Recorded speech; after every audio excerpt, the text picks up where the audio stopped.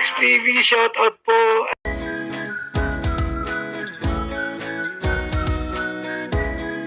Isang mapagpalang araw po sa inyong lahat mga kalingap, maligayang pagbabalik sa aking YouTube channel Reacts TV.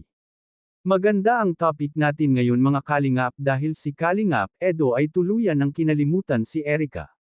Veancy at Kalingap Edo may spark na nga ba sa isa't isa? Yan ay sama-sama nating tutukan mamaya mga kalingap.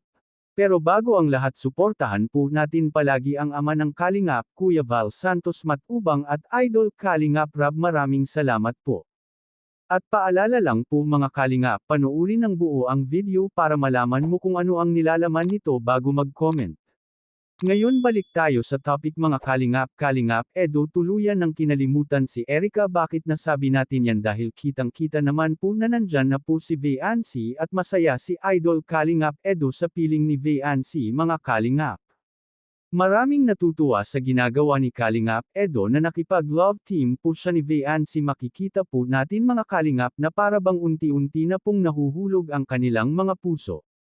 Ito ay isang reaction lang po mga kalingap. Free po tayo mag-comment sa ating comment section.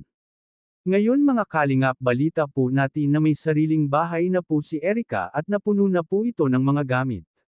Pero sa kanila na yun, iba na ang sumusuporta sa kanya. Ngayon napaka-sweet at kilig ang tagpo ng EDC mga kalingap. Maraming mga solid taga-suporta ang nasisiyahan.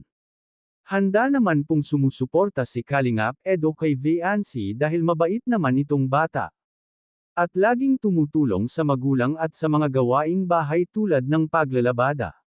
Si Veancy po mga kalingap, mahiyain naman po itong bata kaya maraming sumusuporta sa kanya lalo na ang Team Kalingap. At sa hindi po nakakaalam ay na-scout po ito ni Dr. Love. Napakasipag talaga ang mga scouter ng Kalingap. Hanggang dito lang po muna ang ating Kalingap Reacts TV update mga kalingap. Free po tayo mag-comment sa ibaba. At huwag kalimutang mag-like at subscribe at i-on ang notification bell for more updates. Maraming salamat po, mabuhay tayong lahat. God bless us all.